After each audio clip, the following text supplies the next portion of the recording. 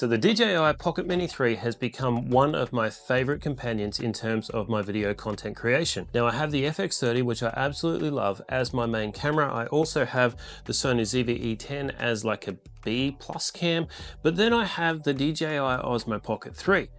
Now this thing has been something that I've been using a lot for B-roll. However, since going into depth with it a little bit more, I've found a rig that I'm so happy with that I can now utilize it even more and get better and better quality. I'm going to run you through exactly how I found how to get the best quality out of the Osmo Pocket 3, and it requires just a few cheap accessories to turn this into a really usable camera rig. The reason why I wanted to turn this into a camera rig is because even though the Osmo Pocket 3 is very capable on its own, you have to really use a phone to get the most out of it, which to me, when I only had the OP3, was kind of frustrating that I bought it as a one-handed device, except to be able to get the functionality, the visuals on the phone screen, I needed to still have two hands. Now the argument could be made that you can change all of those settings manually from the screen on the OP3. However, I think that I would join a whole bunch of video creators if I said that what we could really do with in the next version of the Osmo Pocket would be potentially a scroll wheel to change the shutter speed or the ISO, and even the ability to be able to adjust the aperture.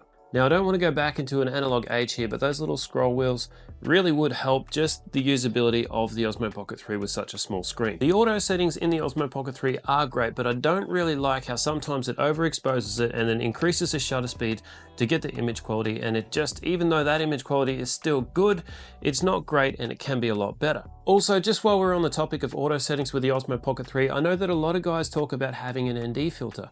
For me personally, I found that the ND filter, if you're using the auto settings, doesn't really do a whole lot. It might shade some sunlight coming in, but then it just increases your ISO or changes the shutter speed, and it's not really going to increase your image quality.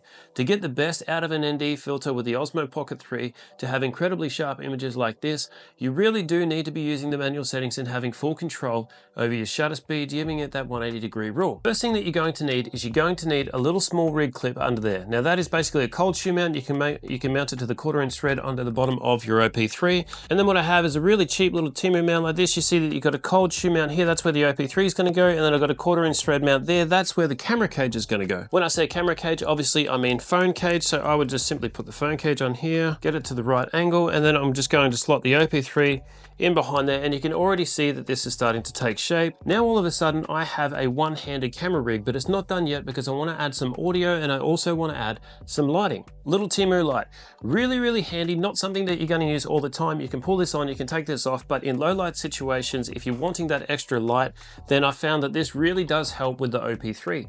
Because the OP3 doesn't necessarily have the best low light capabilities, being a 1-inch sensor, it is a little bit restricted unless you're controlling that light. This can really help in those situations to still get great image quality on your face. So I whacked this light on here, and the reason why I love this little light is because it has cold shoe mounts all around the light, and I can then mount the audio to it. That's straight in the back. This is my audio. So I have the DJI Duo mic. Okay, so the DJI Mic Duo, this is a really great mic because what happens is once I put this on, I now have a two-way mic. So if I'm vlogging somebody in front of me, then I'm talking into the back of the mic. It's going to be hearing my voice as well as getting them from this side. I don't have to keep switching the shotgun mic around, and that is a really great mic to use if you're going to be vlogging in a setup like this. I have the light facing me, so if I wanted to just turn that light on, I can change the temperature of this light as well, get it a little bit cooler. Now all of a sudden I have a vlogging setup that I can use pretty much 24/7 in low light situations, in normal light situations. I'm going to be well lit, and it's just a great little camera rig. You can hold it with one hand, you can hold it with two hands, you can do a whole lot more with it. Now where I love the OP3 and all the extra features that it offers is that it has really simple and really easy modes that anyone can just jump straight into to really enhance your footage. Like I said, I have the FX30 and I use that as my main camera. However, the filler that goes on with this is all of those hyperlapse features and all of those slow motion B-roll and that kind of thing that really makes the content good. It adds that extra layer, that extra dynamic, that extra shot that you're not going to get with a normal camera when it's set up, or that would take a long time to do. This is definitely your companion. I've raved on about how the rig actually helps the image quality using the DJI OP3. Let's get down to the boatyards and check it out, and let's see exactly the colors and what you can pull out of this when you're getting the best out of it. Well guys, as you can see from behind me here, we are down on the marina. I have the OP3, I have the DJI Mic Duo, which you can kind of just see here set up, and also we are just going to go and see what we can kind of get out of the OP3, what colors we can get. It's just about at golden hour, so let's see how we go.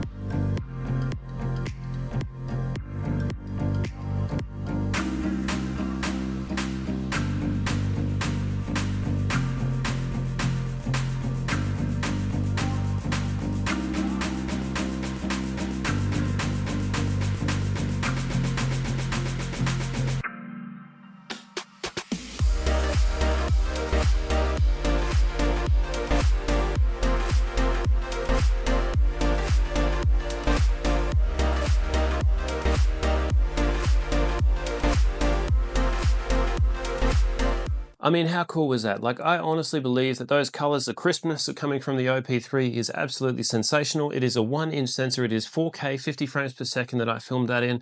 And this can actually go up to 4K 120 when you're using it in slow motion as well. So the capabilities of this device are endless. Now, in terms of the low light capabilities, if you're in a bigger environment that's not well lit, you can still use the OP3 to get great quality content, whether it be YouTube Shorts or Reels or just video content that you're wanting to put as B-roll. You need to get a little bit more creative though. So editing comes in here and effects come in incredibly important. The OP3 will give you great options in terms of what you can do with the footage, but the footage in low light situations will come in grainy. So you need to be creative about what you're doing with it. Check this footage out because inside the church here is not a great lighting situation for the OP3. However, this came out really, really well because I was able to add some of those hyperlapse effects and get something going that creates a bit of a mood and actually looks really, really good.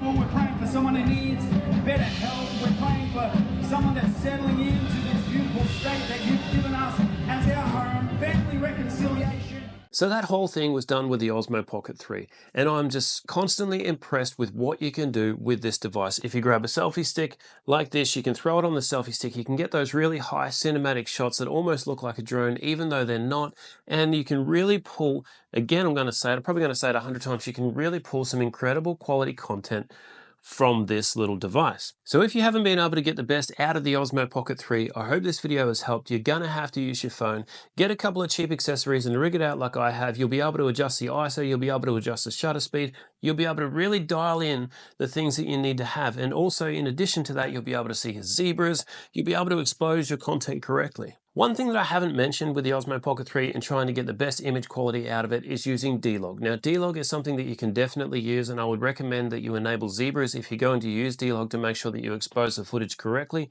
However, what I'm trying to target here is I'm trying to target somebody who's picked up the Osmo Pocket 3 that's currently using everything in auto mode but just wants that better quality out of it. All you need to do is just grab yourself a couple of cheap accessories, put it on here, you've got yourself a camera rig with some great audio, you can now adjust your shutter speed, you can now adjust your ISO, and you can get that really crisp quality image. Personally, I have found that the crispest quality image is 50 frames per second. Don't know why, don't ask me why, but it just looks amazing. If you're using 24 or 60, that's fine. Also for me, I found that 50 frames per second looks really, really good. You still get that motion blur and the quality is just supreme. Guys, that's it from me today. I hope you like this video. If you do, hit that like button, comment with any questions that you have in the comment section. I'll get back to every single question in there, and I'll see you guys on the next video where, spoiler alert, we're going to be talking about the Sony ZV-E10 for content creation and how that is still relevant in 2024. So stay tuned for that, and I'll see you guys on the next video. Cheers.